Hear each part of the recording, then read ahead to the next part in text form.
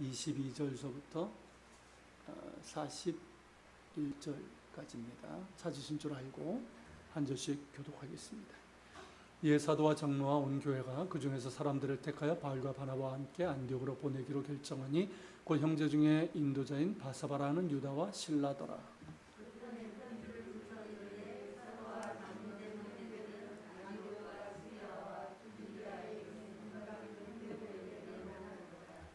들은즉 우리 가운데서 어떤 사람들이 우리의 지시도 없이 나가서 말로 너희를 괴롭게 하고 마음을 혼란하게 한다 하기로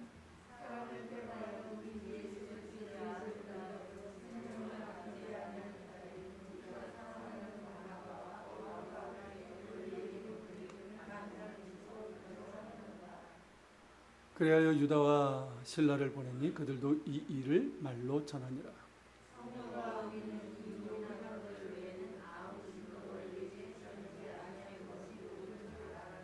우상의 제물과 피와 목매어 죽인 것과 음행을 멀리 할지니라. 이에 스스로 상가면 잘되리라 평안함을 원하노라 하였더라.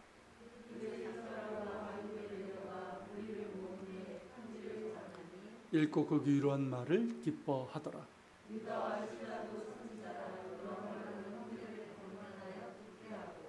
얼마 있다가 평안히 가라는 전송을 형제들에게 받고 자기를 보내던 사람에게로 돌아가되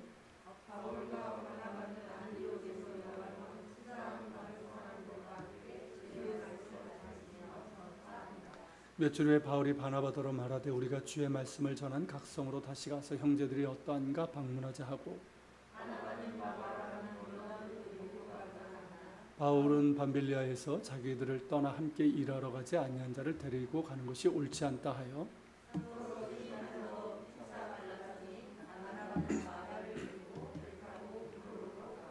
바울은 신라를 택한 후에 형제들에게 주의 은혜 부탁함을 받고 떠나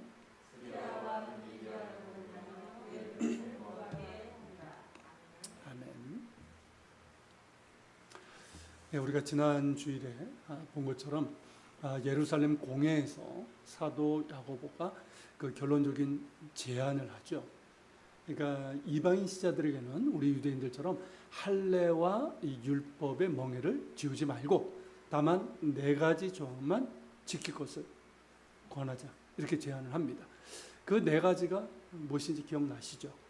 우상의 더러운 것과 음행과 목매어 죽인 것과 피채 먹지 말 것. 이 4가지 금기 사항입니다. 그러니까 우상의 더러운 것은 29절에 보면 우상의 제물입니다. 그러니까 우상의 제물을 멀리 하라는 거예요. 지금도 이 문제로 인해서 고민하는 그리스도인들이 있는 걸로 압니다.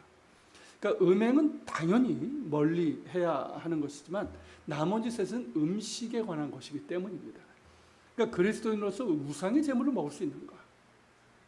뭐 제사 음식이나 고사 음식 이런 것들이 이제 먹을 수 있는가 하는 것이고 목매어 죽인 그런 동물과 피를 먹을 수 있는가 하는 것입니다.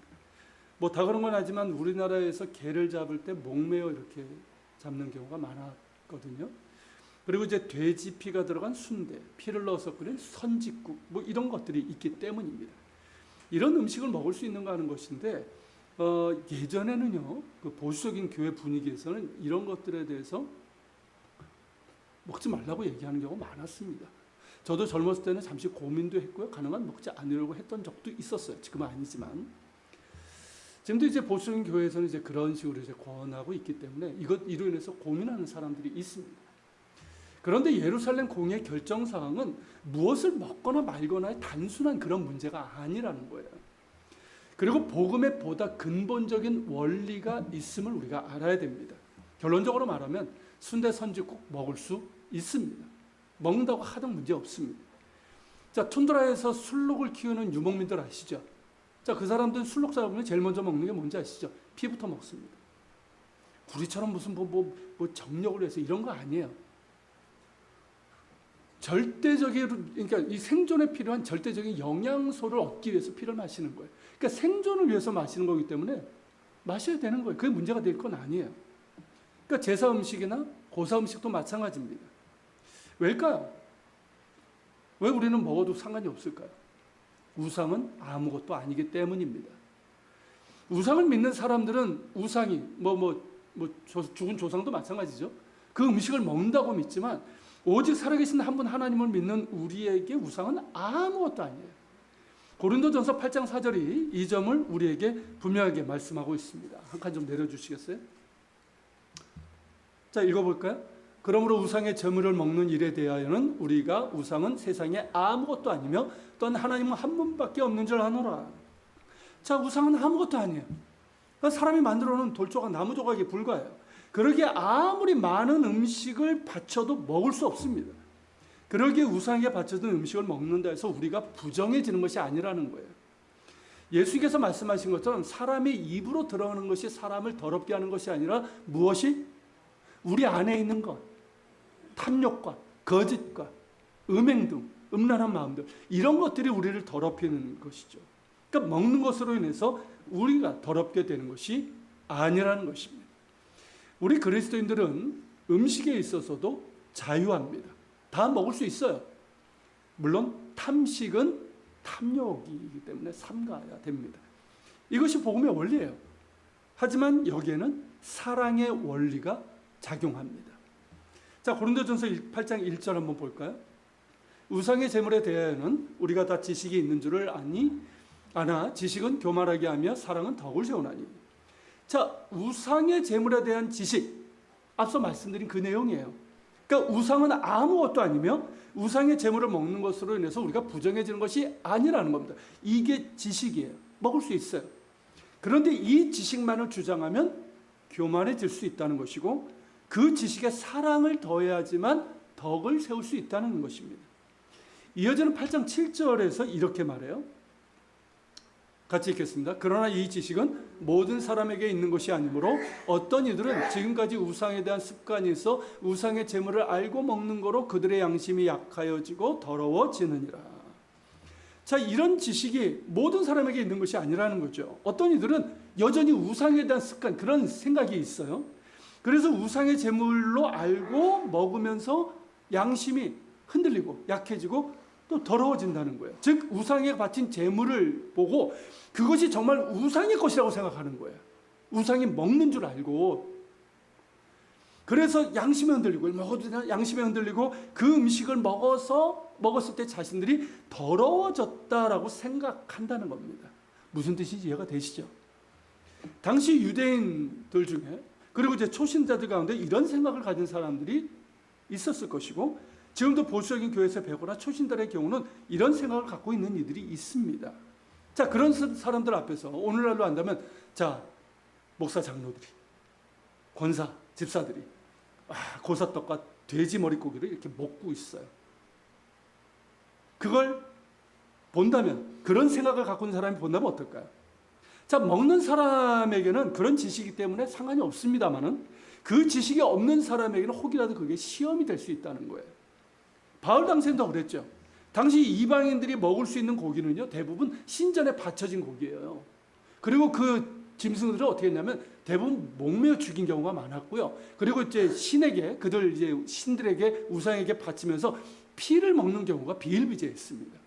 그리고 이제 그 우상에게 바치는 고기는 적당한 크기로 잘라요. 잘라놓고 일부 딱 드리고, 그 뭐 드려진 부분은 사제들이 먹고, 그리고 나머지는 시장에 내다 팔았단 말이죠. 그러니까 지금처럼 이렇게 고기를 흔하게 먹을 수 있는 시대가 아니잖아요, 당시는. 그러니까 이제 일반적인 사람들, 보통 시민들이 먹을 수 있는 고기는 대부분 이런 고기였단 말이죠. 우상에 바쳐진 그런 고기들, 그걸 내다 팔고, 그리고 이제 시장에서 뭐 식당 이런 데서 파는 그런 음식들의 재료도 대부분 그런 재료였단 말이죠. 그렇기 때문에 사도 바울이 너희가 우상의 제사에 참여한 것이 아니라면 지금 너희가 먹고 있는 고기가 어떤 것인지 묻지 말고 먹으라고 한 거예요. 바울이 로마서 14장에서 말한 것처럼 음식은 무엇이든지 스스로 속된 것이 없습니다. 다만 속되게 여기는 사람에게 속된 것이 되는 거예요. 또한 만물이 다 깨끗하되 꺼리낌으로 먹는 사람에게만 악할 거예요. 이게 로마서 14장에서 우리에게 말씀하고 있는 거예요. 그리고 결론적으로 디모데전서 4장 4절에서 이렇게 말씀합니다. 같이 있습니다. 하나님께서 지으신 모든 것이 선함에 감사함으로 받으면 버릴 것이 없습니다. 그죠? 다 하나님께서 지으신 거예요. 그래서 감사함으로 받으면 버릴 게 없어요. 그리스도인들에게 음식은 제한이 없습니다. 심지어 우상의 제물도 괜찮습니다. 상관이 없어요.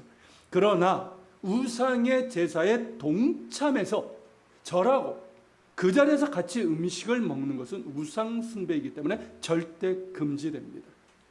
고사도 그렇고 제사도 그래요. 그러니까 절대 절하는 일은 없어야 됩니다. 그리고 바로 여기에서 사랑의 원리가 적용이 되는 거예요. 자, 복음의 지식을 아는 나는 상관은 없지만, 그죠? 먹을 수 있어요. 그런데 이제 유대인 신자란 믿음이 약간 초신자들이 그걸 보고 오해하거나 시험에 빠질 수 있단 말이죠. 아까 말씀드린 것처럼. 자, 제사 음식을 먹는 걸 보고, 제사에 참여했다고 오해할 수도 있고, 자신이 혐오하는 음식을 먹고 있네? 그러면 어떨까? 어떻게 저런 거 먹을 수 있나 하면서 시험에 들 수도 있단 말이죠. 요즘 사철탕이 그런 케이스잖아요. 그런 경우는 덕이 되지 못합니다. 나는 괜찮지만 상대방에겐 덕이 되지 못한다는 거예요. 그러므로 바울이 제시하는 것이 뭐냐면 사랑의 원리예요. 당신하고 한다면 유대인 신자와 함께 식사할 때, 이게 이제 기본적으로 교회 공동체에서 식사할 때를 얘기하는 거란 말이죠. 그렇게 식사할 때 유대인들이 꺼려하거나 혐오한 것들을 먹지 말라는 거예요. 그리고 이제 믿음이 약한 초신자가 이거 우상의 제물인데 하면서 시험에 들 것 같으면 어떻게 하라? 그의 양심을 위해서 먹지 말라는 거예요. 이게 사랑의 원리인 거예요. 그리스도 안에서 우리가 모든 것이 자유하나 형제를 사랑하는 마음에서 절제하고 나의 자유를 중단할 수 있어야 한다는 거예요. 갈라디아서 5장 13절이 바로 그겁니다. 같이 읽겠습니다. 형제들아, 너희가 자유를 위하여 부르심을 입었으나 그러나 그 자유로 육체의 기회를 삼지 말고 오직 사랑으로 서로 종노릇하라. 자, 그리스도께서 우리에게 자유를 주셨고 먹는 것에 있어서도 우리는 자유합니다. 그러나 그 자유가 무분별한 것이 되거나 탐식이 되거나, 탐욕이죠. 탐식이 되거나 연약한 자를 시험에 들게 하는 것이 되어서는 안 된다는 것입니다. 만일 그렇다고 한다면 그 자유를 절제하는 것이 옳습니다. 그런 면에서 자유보다 사랑이 우선이에요. 꼭 기억하십시오.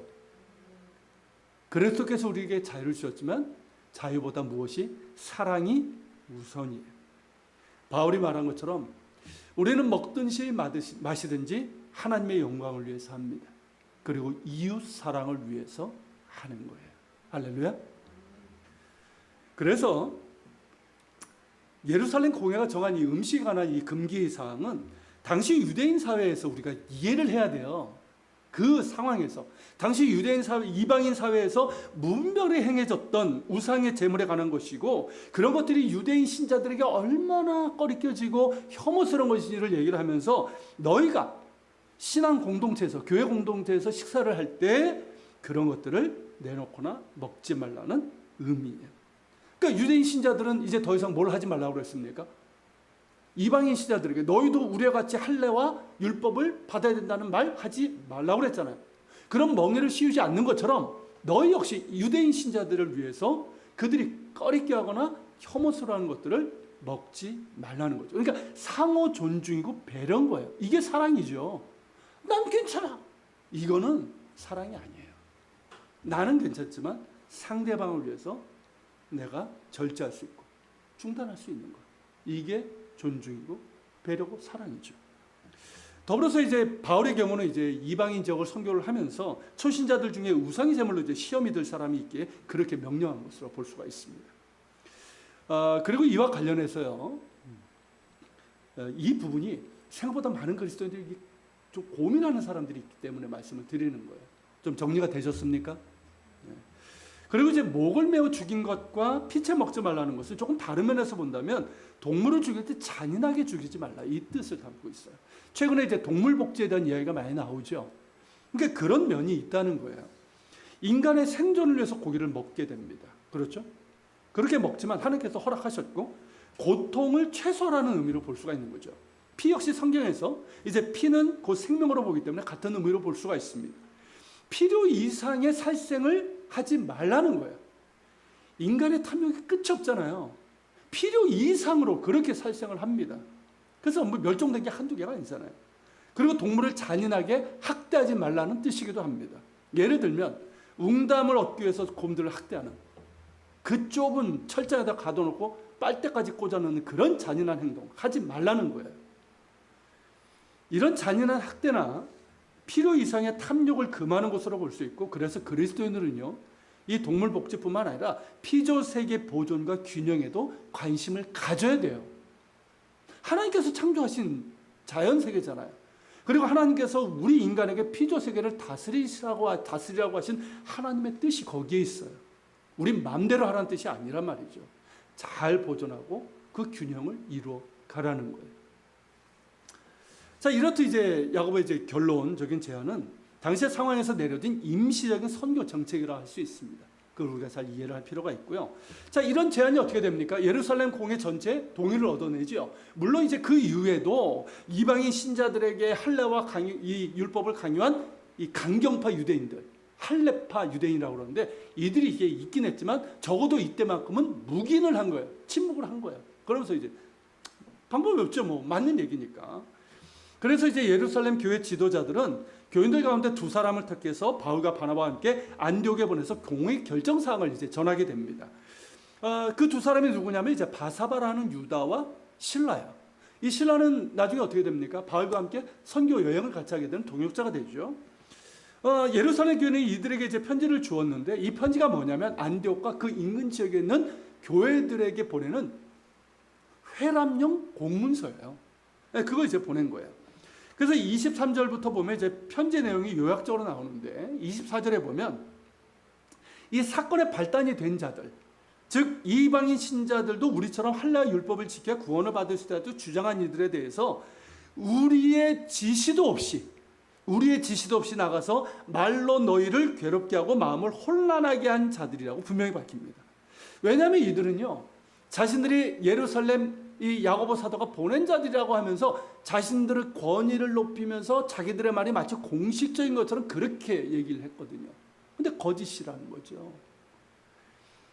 예루살렘 교회는 이들을 보낸 적도 없고, 그런 말로 이방인들을 괴롭게 하고 마음을 혼란하게 하도록 지시한 적이 없다는 것입니다.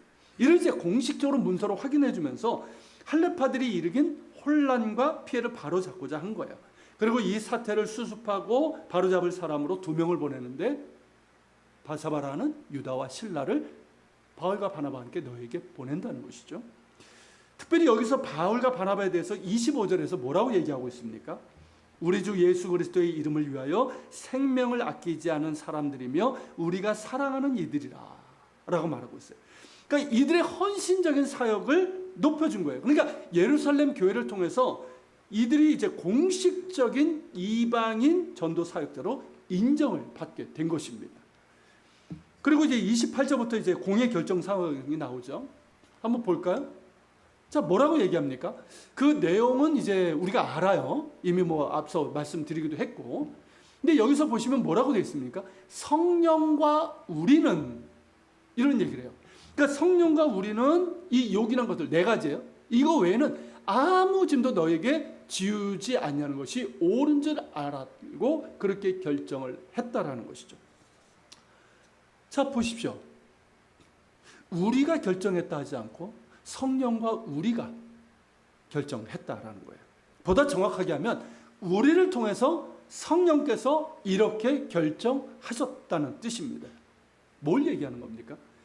예루살렘 교회 지도자들이 성령에 사로잡히고 성령의 인도하심과 말씀하심에 민감하고 순종함으로 반응했음을 보여주는 대목이에요. 그러니까 성령의 감동과 감독하에 있는 공회였다는 것이죠. 그렇기 때문에 교회 역사에서 첫 번째 공회가 이토록 하나님께서 기뻐하실 결정을 할 수 있었던 것이죠. 교인들 모두가 성령의 감동과 인도하심에 순종해야 되겠지만 리더들의 경우라면 더더욱 그래야 됩니다. 지금 한국교회 문제를 한번 보십시오. 뭐 개교의 문제도 그렇고요. 그리고 교단 총회나 노회에서 벌어지고 있는 정말 어처구니 없는 결정들을 보세요. 목회 세습과 관련된 뻔히 불법인데도 그게 어떻게 진행되는지 한번 보십시오. 왜 그럴까요? 여러분들 잘 모르지만 정말 정치꾼들이 난무합니다. 그러니까 성령의 감동과 감독 아래에 있는 그런 리더들이 그곳에 가서 그런 결정들을 해야 되는데 그렇지 못한 사람들이 많다는 것이죠. 교회 리더들이 우리 개교도 마찬가지예요. 성령의 감동과 감독 아래에 있는 것이 얼마나 중요한지 세상 깨닫게 됩니다. 예를 들어서 우리가 기도해야 되고 우리도 마찬가지잖아요. 우리 모두가 성령의 감동과 인도하심에 민감하고 또한 순종할 수 있기를 바랍니다. 할렐루야. 깨어 있어야 돼요. 겸손히 신뢰하고 또한 순종해야 됩니다. 자, 예루살렘 교회에서 보낸 공문을 받고 안디옥과 그 주변의 이방인 지자들이 큰 위로를 받고 기뻐했어요. 이들 역시 이제 성령의 감동을 이제 하에 있는 그런 이제 사람들인 걸 보여주고 있고, 공회가 정한 이 네 가지 사항을 충분히 이해한 거예요. 이해하고 또 동의했음을 뜻합니다. 자, 이제 이 네 가지만 지키면 어떻습니까? 이제 유대인 신자들과 예전처럼 이제 식탁의 교제가 가능해진 거예요. 이게 중단이 됐었거든요. 그로 인해서 이제 유대인 신자들과 이방인 신자들이 있었던 그 불편한 문제들이 이제 해결이 되니까 어땠습니까? 교회 자체에도 큰 위로가 되고 기쁨이 되는 것이죠. 이렇게 이제 공문을 전한 후에 유다 반론은 여러 말로 또 형제들을 권면하고 굳게 하고, 뭐 신학이 연약한 자들, 흔들린 사람들 다 이렇게 권면하고 얼마 후에 예루살렘으로 돌아가게 됩니다. 다만 신라는 안디옥에 남았던 것으로 보여요. 여러분 성경에 보면 34절에 뭐라고 되어 있습니까? 가로해놓고 없음이라고 되어 있죠. 근데 밑에 각주를 보면 뭐라고 되어 있습니까? 어떤 사본에 신라는 그들과 함께 유하기로 작정하고라고 되어 있다고 되어 있어요. 그러니까 이것을 뒷받침하는 게 뭐냐면 40절에 바울이 신라를 택한 후에 두 번째 전도여행을 떠나는 장면이에요. 그죠? 신라와 함께 떠나잖아요. 그러니까 뭐 확실하다고 장담할 수 없지만 신라는 안디옥에 남았거나 아니면 예루살렘으로 돌아갔다가 바울이 이제 불러서 그렇게 이제 다시 왔을 가능성이 있습니다. 그렇게 신라는 안디옥에 남아서 바울과 바나바와 함께 안디옥 교회 성도들을 주의 말씀으로 가르치고 또한 그 도시에서 복음을 전했습니다. 아름다운 동역이죠. 그런데 얼마 지나지 않아서 전혀 뜻하지 않은 문제가 발생합니다.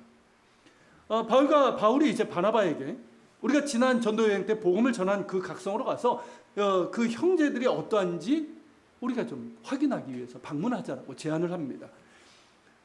우리가 이제 전도 여행을 본 것처럼 박해를 무릅쓰고 바울과 바나바가 어떻게 합니까? 그 전도 여정을 거꾸로 돌아갔잖아요. 그러면서 그 복음을 받아들인 그 초신자들, 그들을 이제 굳게 하고 가르치고 또 교회 리더들도 이제 세웠잖아요.